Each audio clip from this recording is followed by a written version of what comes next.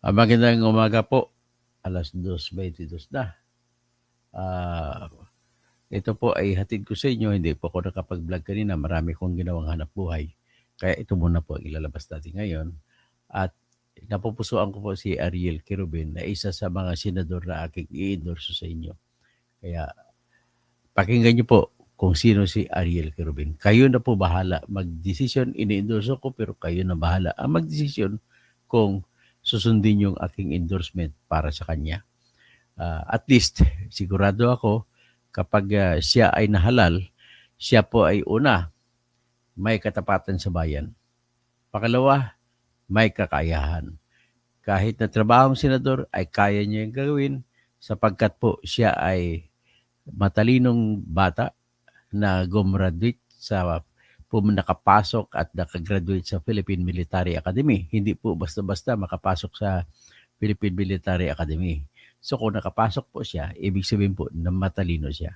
At siyempre, sa haba naman ng kanyang karanasan bilang isang totoong sundalo, pambihira lang po yung totoong sundalo kagaya niya, ay masasabi natin na yung kanyang karanasan sa pagiging sundalo ay sapat na po. Masasabi natin, kita naman natin, hindi naman siya nagpayaman.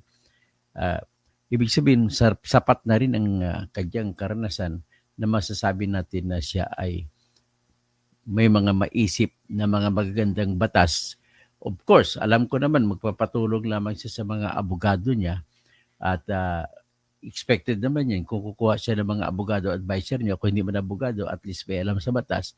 At ang gustuhan ko, isa sa nagustuhan ko sa kanya, sa gagawin niya, sa side na gagawin niya, ay siya ay mag-unahin niya yung pagpapanukala na magpapalabas ng batas ng Magna Carta for Women. Yun po ang kanyang mantra sapagkat po hindi naman sa under desire siya. Actually, 2 beses po siya nag-asawa.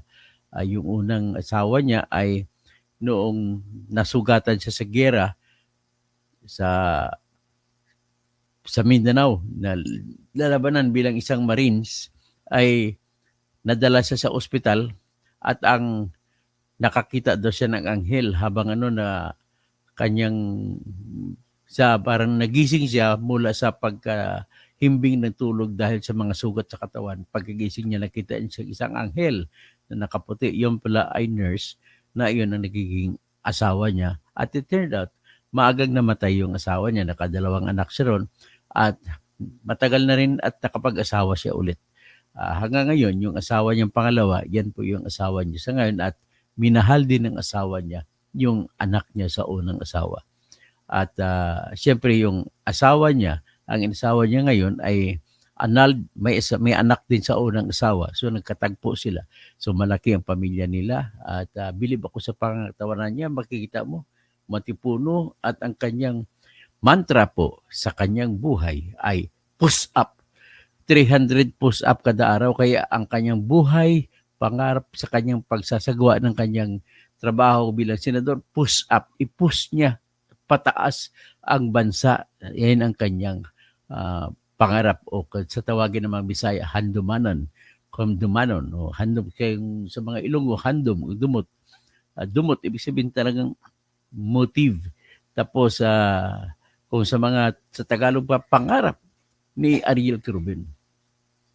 So, ang kanyang pangarap ay number 1, dadalhin niya yung kanyang, meron siyang latapukan, meron siyang reputasyon o katapatan sa bayan. Hindi mo ma-question ang kanyang katapatan sa bayan sapagkat po ay muntik siya mamatay, nabuhay lang. Ilang beses po siya nakipaglaro sa kamatayan. Yung pangalawa ata niya yung pagkipaglaro sa kamatayan na akala patay na siya, gumagalaw-galaw ang daliri niya, nakita ng ibang mga sundalo, tinanggal siya. Yung kudeta kasi yun, sa side sila ni Cory Aquino. So, nang nakipaglaban sila, lahat ng kasamahan niya ay patay, mga Marines. Siya ay nakatambak sa doon, isa sa pinapalagay na patay na.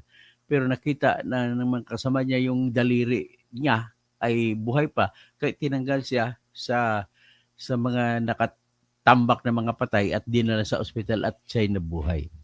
At Yung pangalawang pakipaglaban niya dyan, na kumbaga nagsugal siya ng buhay, ay nagbigay sa kanya ng pinakamataas na medalya na makukuha ng kahit sinong sundalo o sinong pulis. Yan po ay medalya ng um, medalya ng kagitingan. Kung sa English pa, Medal of Valor. At mind you, pag binigyan ka ng Medal of Valor, ibig sabihin po, napakatindi po niyan ng investigasyon kung talagang karapat dapat kabigyan. At nung nabigyan na siya, ang sino bang nakatanggap, lahat ng mga anak niya ay libre sa eskwelahan.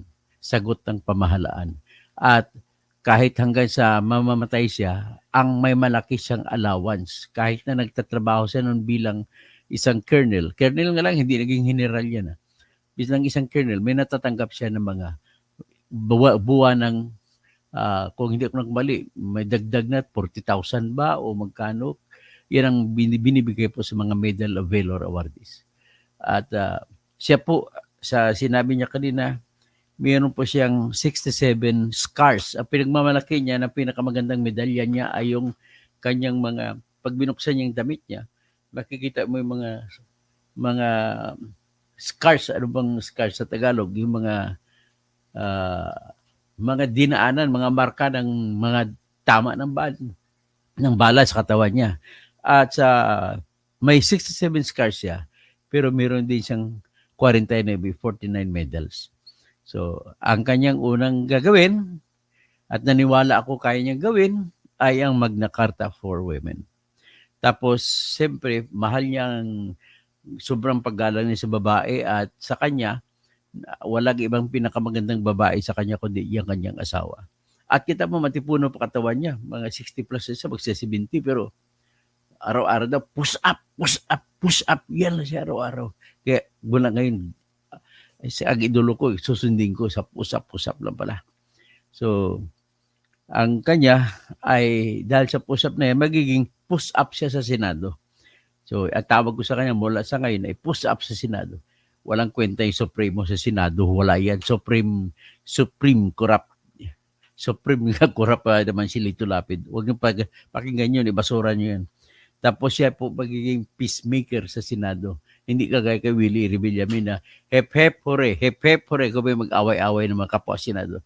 Pero siya naman daw peacemaker. Hindi siya terrorist sa Senado. Hindi siya yung kahit matapang yung balita tungkol sa kanya, pero siya po ay umiiyak. Siya po, ang taong umiiyak po ay totoong tao po. Kaya yan po nagustuhan ko sa kanya. So ngayon, ipapalabas ko kung sino siya.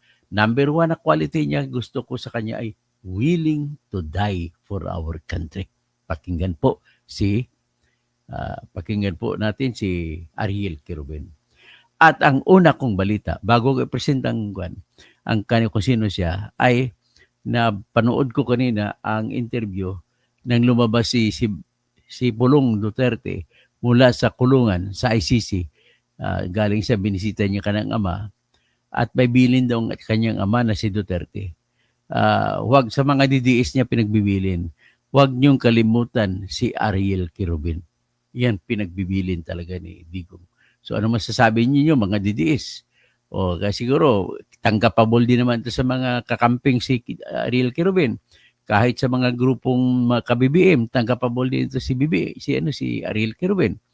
At sa patunayan niya kung sino siya, sinugal niyang buhay niya. So tapos ang isa pang inendorso ni Duterte sa kulungan, nagaling sa kulungan, sige, in fairness to them, sabihin ko na lang ay inuulit niya ang kanyang mga kakampi na tulungan daw ang Duterte. Ay Duterte yung kanyang mga kandidato. So kundi pang-11 si Quirobin.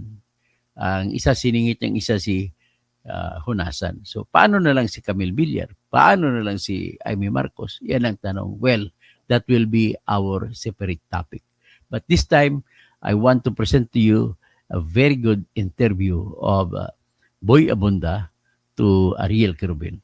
At mind you, bahala kayo kung iboboto nyo ito hindi. But for me, he is number one. So, sunod ipresenta ko, maghanap ako. Gusto ko ma-interview din isa. Gusto ko na kandidato ay si Heidi Mendoza. So, pagkasunod si Heidi Mendoza, ang trabahoin ko na ma-interview ko. po ang makaharap ang isa sa pinakamatapang, isa sa pinaka-hinahangaan ho namin dahil sa lahat ng inyong ginawa para sa bayan. Ang dami-dami niyo ho, Manong, pinagdaan ng bakbakan, barilan. Ang una kong tanong, do you know why you are still alive? Meron pa siguro time mission. Every time na humaharap tayo sa ganyan na mga pagsubok, no? Una-una, no? Masakit para sa akin na kapwa mo Pilipino yung nakakasagupa mo. Pwede naman natin pag-usapan yan at ayusin natin, no? Tama ho yun, napaka-emosyonal dahil ang iyong kalaban ay sariling dugo. Pero wala ho kayong anting-anting. Nananalig lang ako, nagdadasal ako. Bago mag-umpisa ang bakbakan, ano ho ang inyong dasal? Ang dasal ko lang palagi igabay mo ako. Please give me protection. Hayaan mo ako na maging decisive ba na para hindi naman marami mga casualties. Pag binabalikan niyo po ang iyong military career, ano po yung toughest battle? Yung nag-umpisa ito doon sa Liberation of Kauswagan, Lanao del Norte. Lanao del Norte, kung saan nung kinubkub ito, nung sinakop sila ng MILF noong 2000, yung unit namin, yung unang na-dispatch pa to liberate Kauswagan. Kaya itong Kauswagan sa Lanao del Norte. Kauswagan, ang Lanao del Norte po, to give you an idea, mga hindi nakapunta sa Mindanao, ay isang probinsya na kalahati po dyan ay mga Maranao nakatira, Maranao Muslims. Kalahati po dyan ay mga Bisayan, Ilonggo at saka Cebuano na mga komunidad. Ang naging gobernador dyan na mahabang panahon ay isang Ilonggo na si Governor Quebranza. Pero nung pinag-isa nung sa panahon na ang gobernador ng Lanao del Sur ay si Muhammad Ali Dimapuro, pinag-isa ni Muhammad Ali ang Lanao del Norte at Lanao del Sur at nag-usap si Governor Quebranza at saka si Governor Muhammad Ali Dimapuro at pinag-isa nila ang kanilang lakas at nagkaisa po ang Kristiyano at mga Maranao na Muslim diyan sa Lanao del Norte. At ang resulta, napakahabang unity, hindi kagaya ng unity ni Marcos at saka ni Sara Duterte, mabilis na wasak yun. Ito hindi po. Pinag-asawa ni Ali Dimapuro, Governor Ali Dimapuro at ni Governor Quebranza ang kanilang anak. So nakasal si Imelda Quebranza kay Bobby Dimapuro. So nang makasal sila na hanggang mula noon hanggang ngayon ay sila na ang namumuno, Quebranza Dimapuro. Quebranza Dimapuro po. Ang mga anak lang mga matatalino. Narinig ko po yung mga pananalita nila kung sila ay magsasalita doon sa Kongreso. At narinig ko rin, wala rin ako narinig na masamang balita mula sa kanila diyan sa Lanao del Norte. Anyway, pagpatuloy po natin ang pakikinig kay Ariel Querubin at ito po ay kinikwento niya yung gera sa Kauswagan, Lanao del Norte na kung saan ay binawi nila mula sa kamay ng MNLF ang bayan ng Kauswagan. At dito po siya naunang mamatay, sabihin natin nauna siyang namatay dito kasi patay siya, sinugod siya sa ospital at yung nurse na sa kanya, umasikaso sa kanya, nabuhay siya at yung nurse na yun ang kanyang naging asawa. So bata pa siyang tenyente noon galing sa Philippine Military Academy. Well, in the process naman, we were able to rescue around 329 daw hostages, no? Kagagaling lang namin sa Palawan noon, kabababa lang namin sa barko. So after that, akala ko makakapagpahinga kami, pero ang sabi naman ng mga senior na military commanders noon, we have to maintain the momentum. Kailangan itulak natin sila. Yung MILF, makabalik sila sa Camp Abu Bakar. Halfway kami papunta ng Inudaran. May natumba, may sumabog. Natumba ngayon yung malaking puno, no? Bakbakan na. At that time, pag-umpisa pa lang, that was I think mga 6 o'clock in the evening. Pagdating ng mga alas 10 yata, nung nagkaroon na ako ng mga casualties, ito yung mga tao na kumuha ng bala para sa akin. Ibig sabihin, umiiyak siya dito. Naalala niya ng mga tauhan niya na sa kanya ata doon papupunta yung mga bala ng iminilip. Pero yung mga tao niyang namamatay, yun pong kumuha ng bala. Na para sa kanya ay sinalo ng mga tauhan niya ang bala. Na nakakaiyak naman. So paano na ngayon yun ang tinitingnan niya ngayon maging senador siya, yung mga sundalong namamatay at naawa rin siya sa mga eminilip na namamatay. So yan, pakinggan niyo ulit. Yan po ang kanyang subject matter ng kanyang mission sa buhay kung siya ay mahalal bilang senador. Isa-isa na nasa tabi ko sila na tinatamaan. Yung isang company commander ko, si the late Lieutenant Habiat, sabi nung kanyang ex-officer, "Sir, tinamaan po si CO." Sabi ko, paano kayo tatamaan dyan na nasa likod ko kayo eh? So, ibig sabihin, napaligiran na kami. Alam nyo, nakasama ko siya noon. Nakasama ko na rin siya. Ang sabi ko nga, ano bang nakita ninyo sa akin? Bakit ganito na naman, no? Kung napasubo ko kayo dati, bakit nandito pa rin kayo? Ang sabi naman niya, sir, hindi ka naman kasi nang iiwan din ng tao eh. It was a 24-hour running gun battle. Sa akin, every time na ikikwento ko to, para bang anong saysay ng award na yon na may mga casualties naman ako na very close sa akin.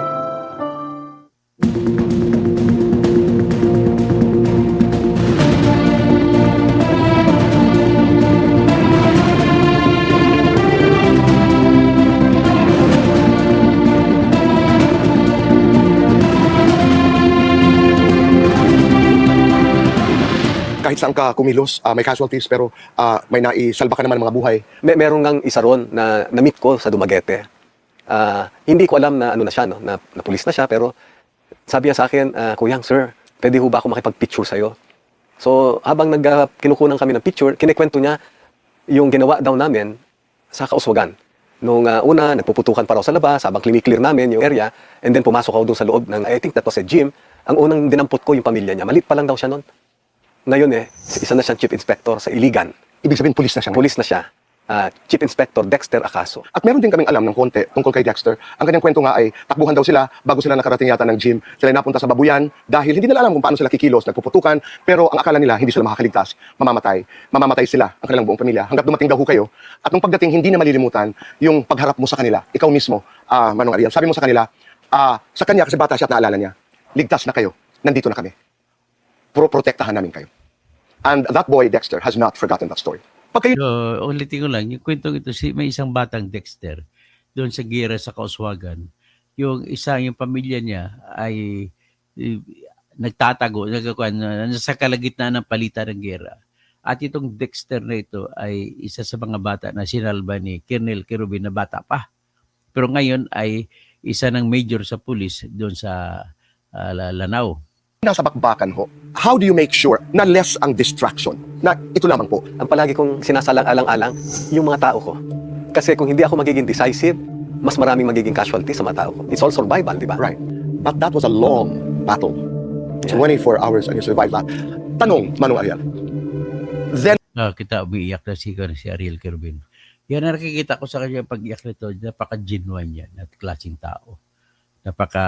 Makatotohanan. Yan ang gusto ko. and now, takot kayo mamatay. Naandun talaga yung takot, yung kaba. Pero pag naandun ka na kasi, you must step up pa and overcome whatever fear you have. Kung sabi na handa ako uli na magpakamatay o mamatay, handa ako. Kung takot ako, initially siguro meron, pero kaya ko.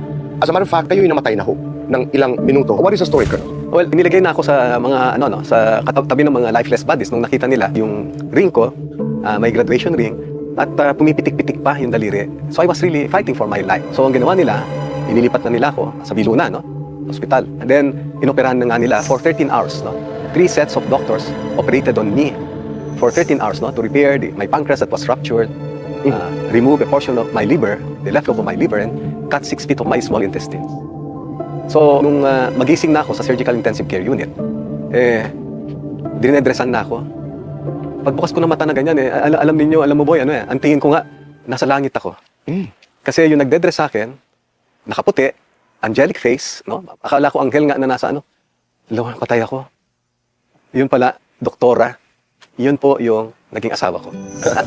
She became your first wife. Yes. At kayo yung nabuhay. And she was one of the doctors who attended to you sa Viluna. Yes. Ang Diyos nga naman pag magkwento.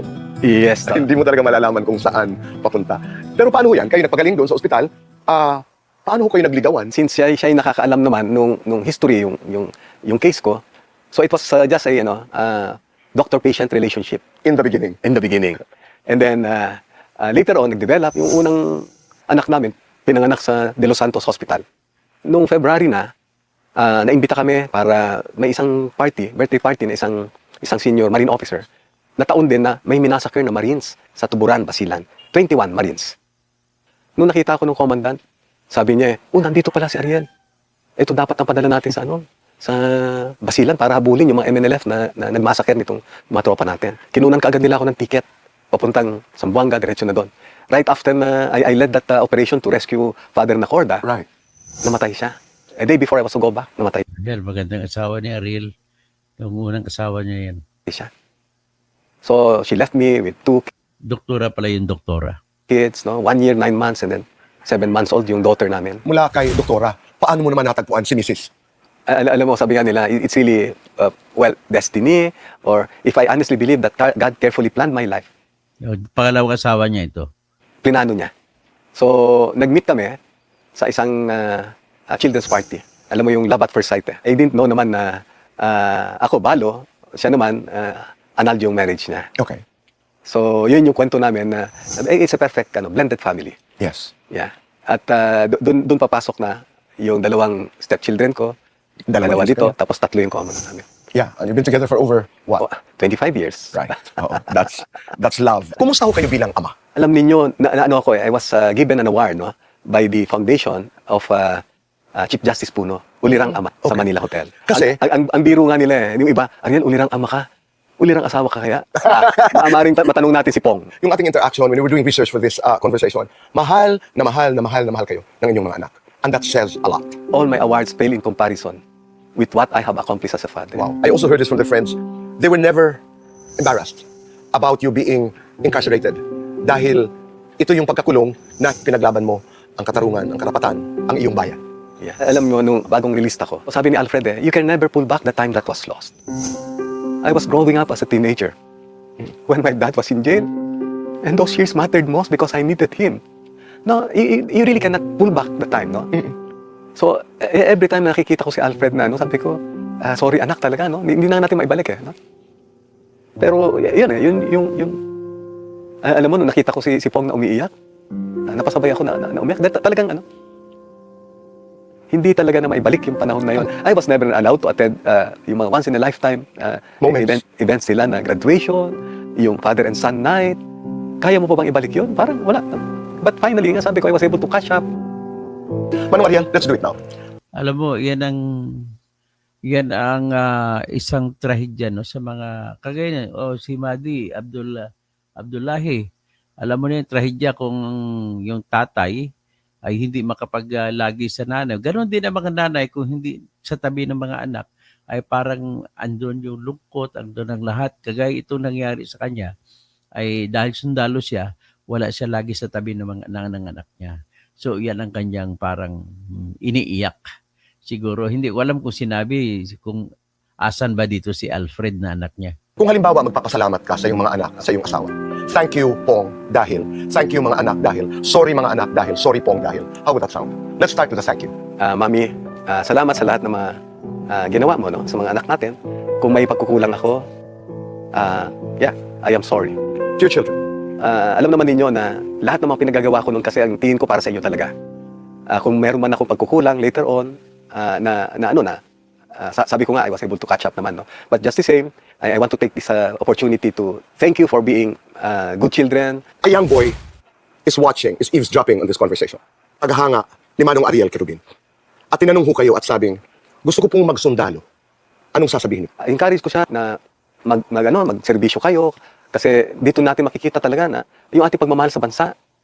Kung talagang yun ang nyo na mahal niyo yung bansa, pumasok kayo. Let's talk about some issues. Sa simpleng pananalita, ano ang iyong posisyon dito sa hidwaan na namamagitan, hindi lang naman tayo. I mean, China laban sa maraming bansa, pero lalo na yung China laban sa Pilipinas. Well, kung ang pag-usapan lang natin yung West Philippine Sea, atin yan.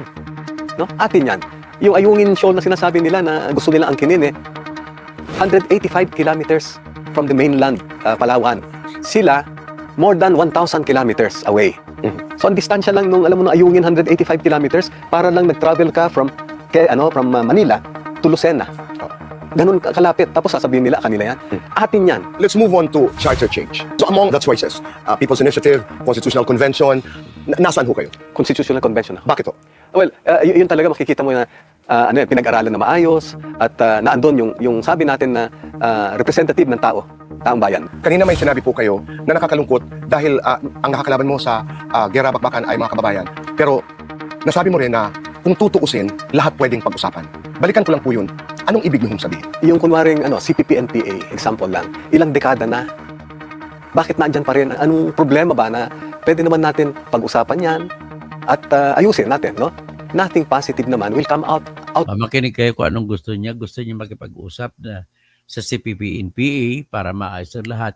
Titignan mo kung anong mga sinasuggest niya dapat na topic na ibigay sa mga NPA mula sa gobyerno para mawala na po yung away. Dahil sa kasalamuhan niya lagi sa awayan, mga CPP-NPA, alam niya, most likely, alam niya kung ano damdamin ng mga kalaban nila. Of all these peace talks, if the government for its side will not shape up to address corruption, social injustice, poverty, unemployment, kung hindi ma-address ito, insurgency will persist. Doon lamang sa diskurso na may kinalaman sa government has to shape up. Dahil ika mo ay, and that's the reason why nariyan pa rin yung insurgency, may mga kinakailangan gawin sa labas ng gera para hindi mangyari ang gera. Ang tagal na po na maraming nagpropromisa sa amin, sa taong bayan, na kami ang may solusyon, kami ang may alam kung paano patatakbuhin itong gobyernong ito. Mahal namin ang tao, mahal namin ang Pilipinas. What has been happening? Karamihan kasi sa kanila lip service eh. Alam mo, boy, ang sinasabi ko, ang kailangan natin kasi na namumuno yung una-una, no? May takot sa Diyos, no? At sabihin na natin na you walk the talk. We have to reform ourselves. Initially, the best antidote really to all this, no? To insurgency, violent extremism, and even terrorism.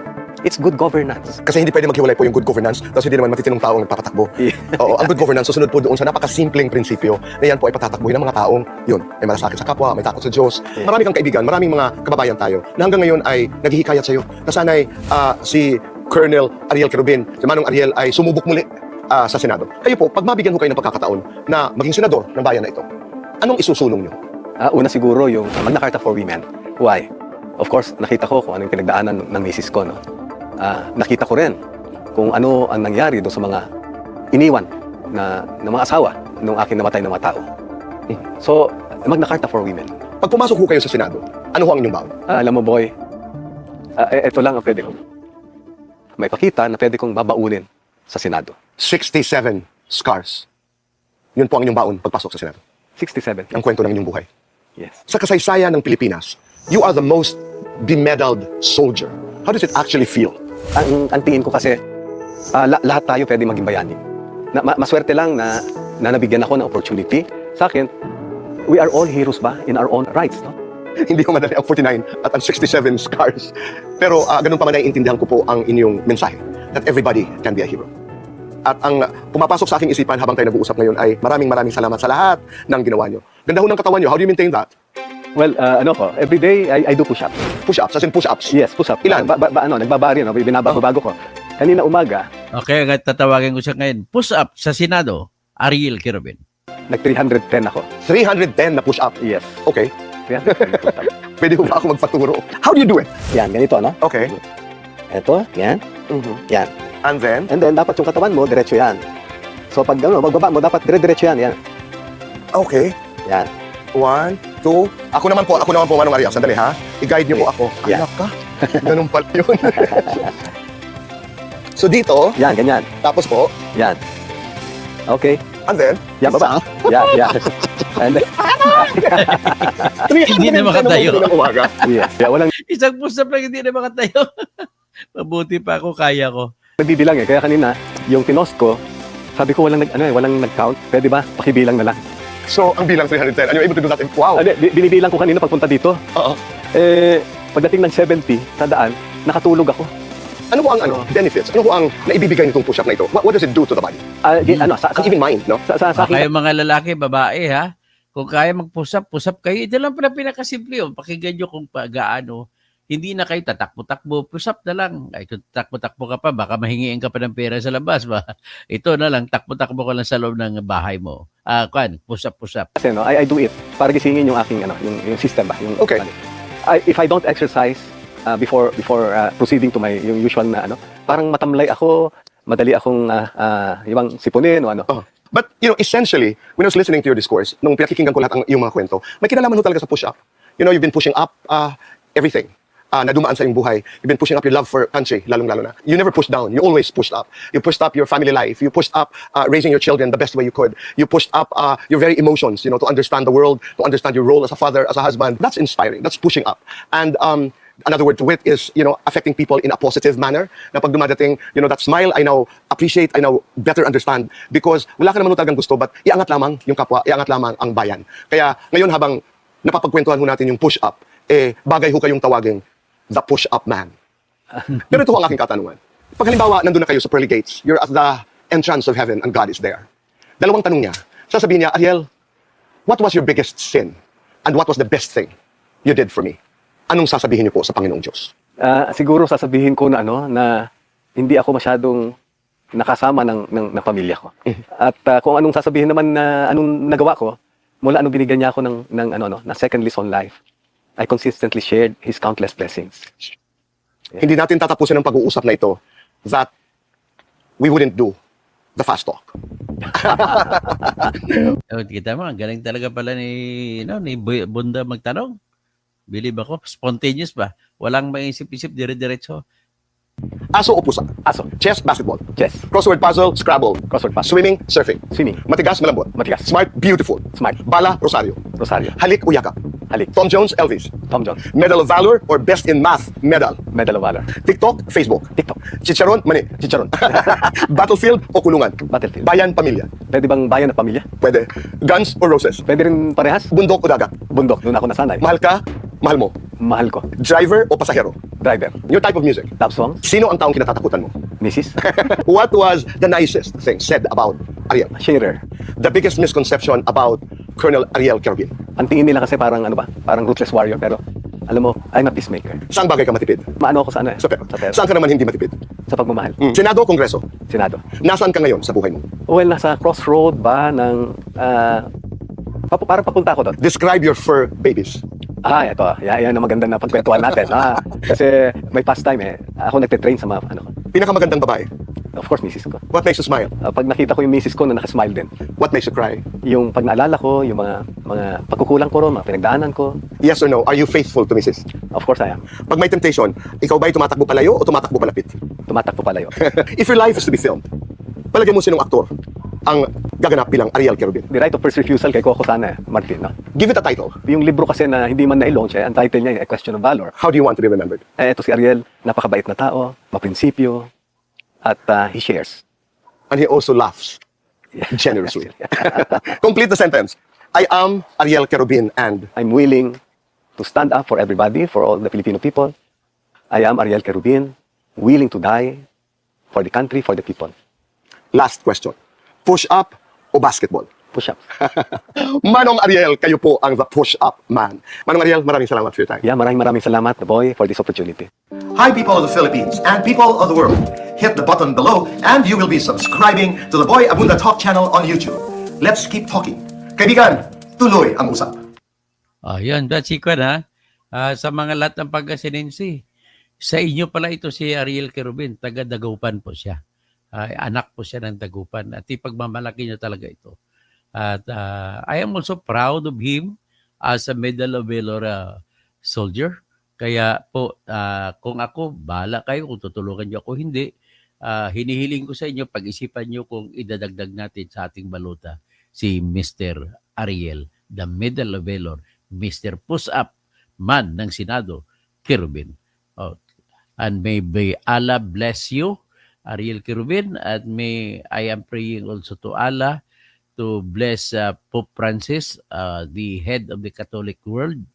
At siyempre, para malaman sa mga Muslims natin na kapatid, si Pope Francis po siya po yung kauna-unahang Santo Papa ng Katoliko na nag-promote ng tinatawag na interfaith sa lahat-lahat ng relihiyon na gusto niya magsama-sama lahat.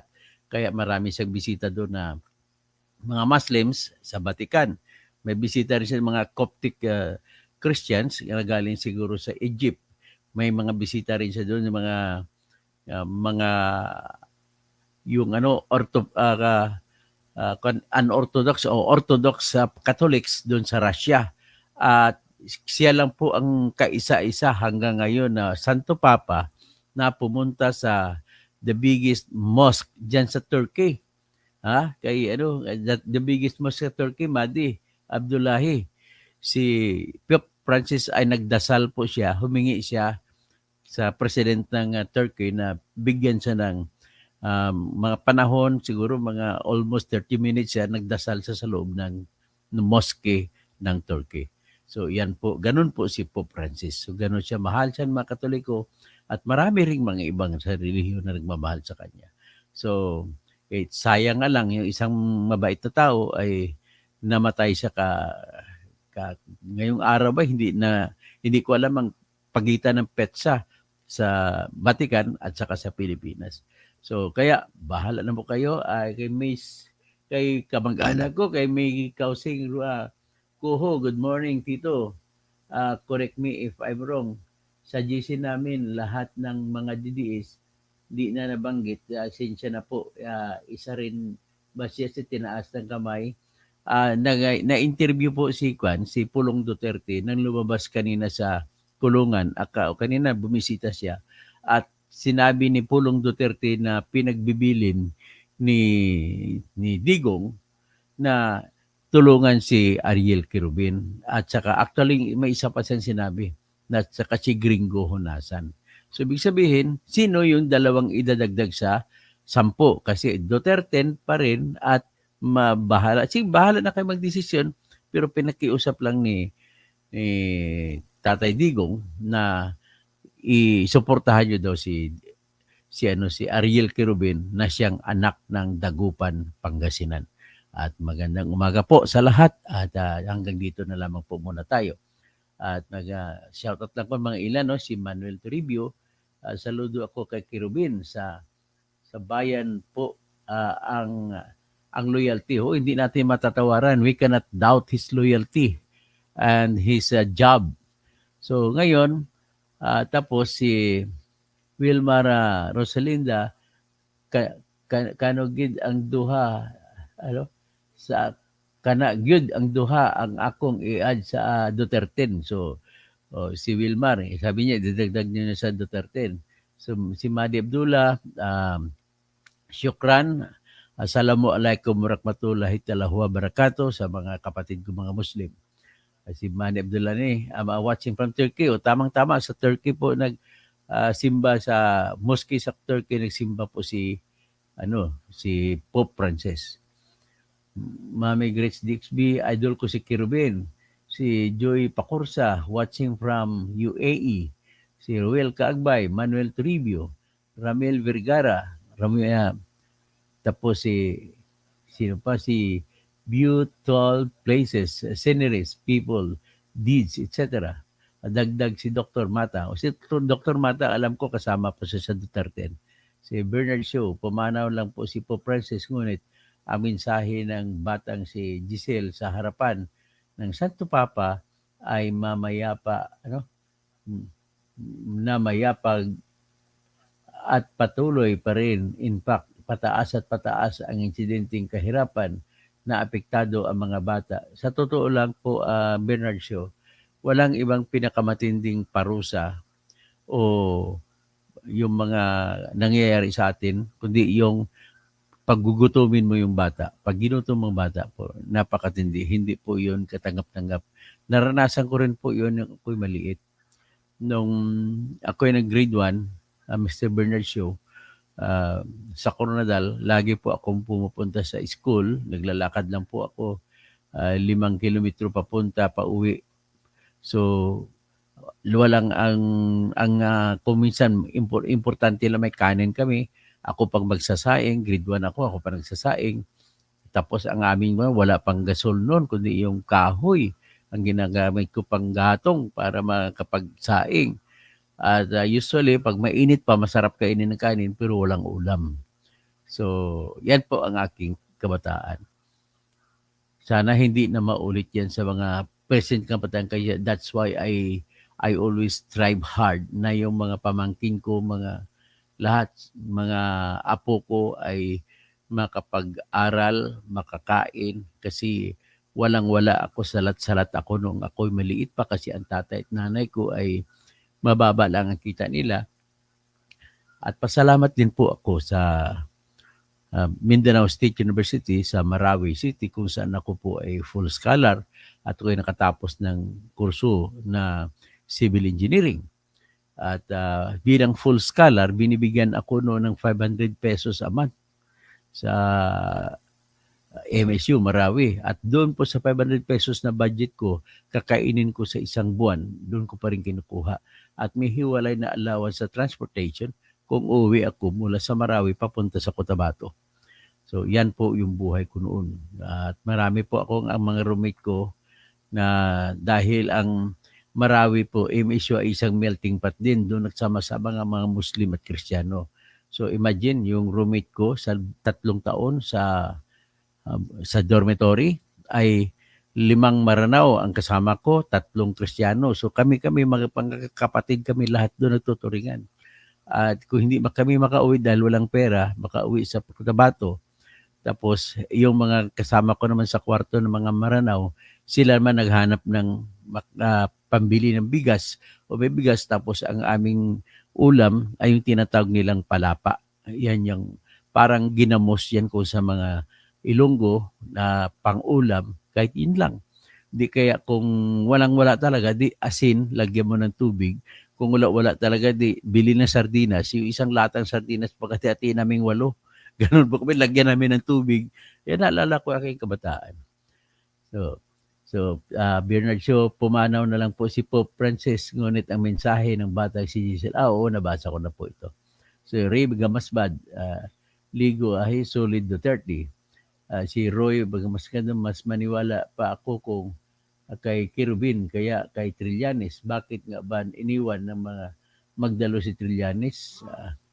Bibit Rajunan, the highest award given to a military personnel ay Medal of Valor. Tama po kayo. The full places and sceneries, Marcoleta Busita, Rodriguez, Kirubin, Lambino, si Bundok, Uyuna sa Baluta. Josepina Von Wedi, Peklat sa Tagalog. Ay tama, Oscar Peklat. Salamat po. Ngayon ko lang nabasa. Dapat sana nakapagsalita ako. Jihil yun. Si Sir, si Trililing, may Medal of Valor ng pagkudita niya. Wala po siyang medal of Valor si Trililing. Ay, hindi naman Trililing. Trillanes. Kasi respetuhin natin ang pangalan ng tao. Kahit nagkaaway, kahit galit tayo, tawagin po natin sila sa tamang pangalan nila. Si Ed Eristain, ginagamit ka na ba talaga ngayon ni Duterte? Hindi po ako ginagamit Ed Eristain. I'm just only telling what I see and what I feel and what I see as truth. Ganun po. Hindi po ako porket nakita ko na si Bongbong maraming ginawa, bakit ako makipagpupuriin si Bongbong? Ganito po kasi Ed, no? Nakikita ko, and you have been a very long subscriber of mine. Pero sa akin lang po, kung ano po nakita ko, yan po doon na po ako magbabase. So ngayon, pagdating naman sa tinatanong kung question of whether he is guilty or not, that is a separate issue, and you have to separate that issue. Do not look at the person as a person. Look at the law that affects the person. Kasi kung sa batas po tayo nakatingin, hindi na po tayo mawawala doon. Kaya po ako nalulungkot dahil nagtataka ko, alam naman natin na lahat na labag po sa batas yung pag-aresto. Bakit marami pa rin yung galit na galit kay Digong Duterte? Bakit hindi nyo kayang tanggalin sa inyong emotion na bawal po yun? Bawal po sa batas. Kaya tingnan nyo na dahil sa ginawa ng paglalabag sa karapatan, kahit sinong kriminal may karapatan po sa batas na maayos na mabigyan siya ng tamang abogado. Inaresto pang abogado niya. May karapatan po kahit sinong rapist, kung sinong mga drogista na mabigyan ng pagkakataon o araw sa korte. O ito kay Duterte, sinipa lamang siya, diniretso doon sa The Hague. It turned out, plano lahat pala ni Bongbong Marcos ito. Kita mo to na tuloy ang balik sa kanya, ang sampal sa kanya ng ginawa niya. Bumagsak lahat halos lahat ng mga ang kanyang press rating bumagsak. So malapit na ni Bongbong Marcos maabot yung kanyang pangarap na magkakaroon ng 20 pesos. No? Ito, 25% ang rating niya, malapit na sunod na linggo, 2 linggo, babagsak na yan. So ganun po yun, Ed. We have to learn to look at the persons no matter how bad the person is. We have to look at him as a person. And we have to file a case and prosecute him to the maximum even if he is your friend. Ganun lamang po yun, Ed. So, at gusto ko po mangyari ay bilang aral sa batas, wala pong jurisdiction or authority ang ating ICC para lilitisin si Duterte doon. Dapat dito po siya sa Pilipinas lilitisin. Ang problema naman ito sa kila ni Bongbong, bakit hindi sila gumagalaw? Kaya dapat i-impeach ito si Bongbong kung hindi niya mapapalitis si Duterte sa Pilipinas. Wala na pong authority ang ICC, dapat dito sa Pilipinas at gagamitin ng batas ay Republic Act 9851 na nagsasabi na mayroon ding crime against humanity dyan na dapat mas primary ang jurisdiction ng Pilipinas, dapat dito na yan i-lilitisin.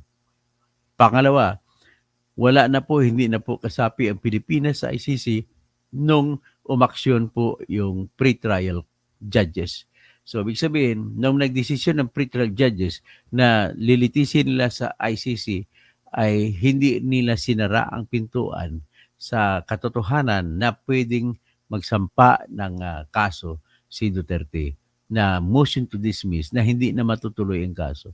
Magpa-file lang ng motion to dismiss. Sapagkat po ay wala ng jurisdiction, wala ng authority ang ICC sa Pilipinas, gabkos wala ring authority sa tao mula sa Pilipinas.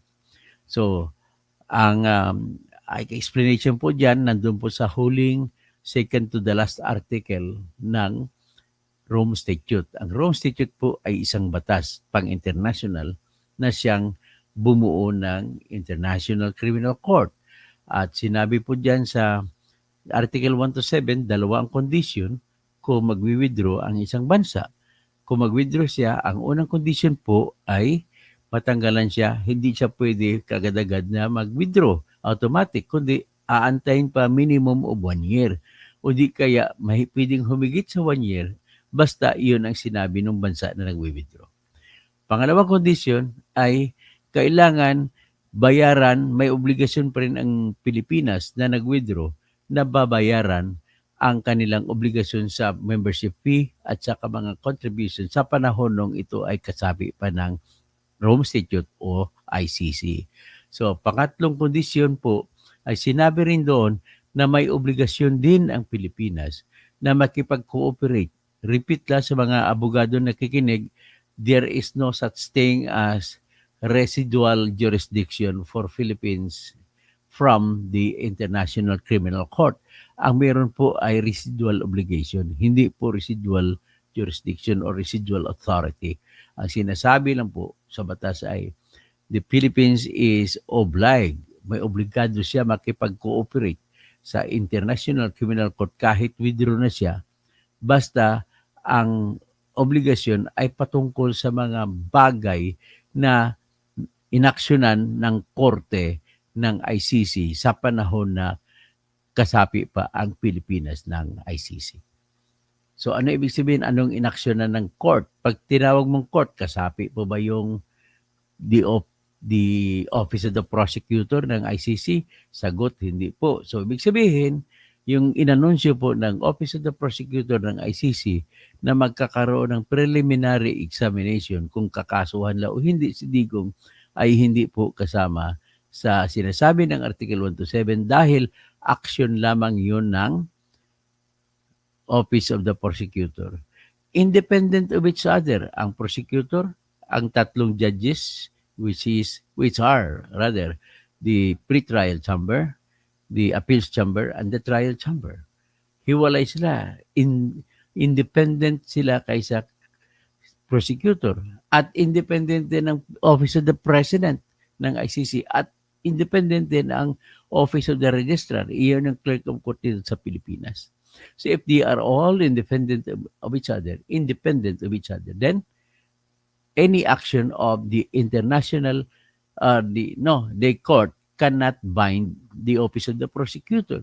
And any action of the Office of the Prosecutor cannot bind the court. So if Article 1 to 7 says it should be under consideration by the court, nagtutukoy lang po sa mga bagay na nangyari dahil po ang court ang nagutos at hindi ang prosecutor. So maraming salamat po. Sana po naintindihan yung aking paliwanag. At let us learn to be, not to be emotional. Let us learn to see the law is. Kasi ang batas po na tinatawag dura lex sed lex. The law may be harsh, but it is the law. And we have to respect the law. Okay? Maraming salamat po at ang iba mga huli na kapanood. So, Abdullah, big yes, impeachment Marcos, no to Marcos again. Yan. Manuel Toribio, ang problema pa po ang hustisya sa atin, iba pag mayaman. Well, I am with you in that aspect. At pipilitin lang po natin kasi ako po, announce ko na sa ngayon, mag-organize po ako, magtatakbo po akong presidente sa 2028.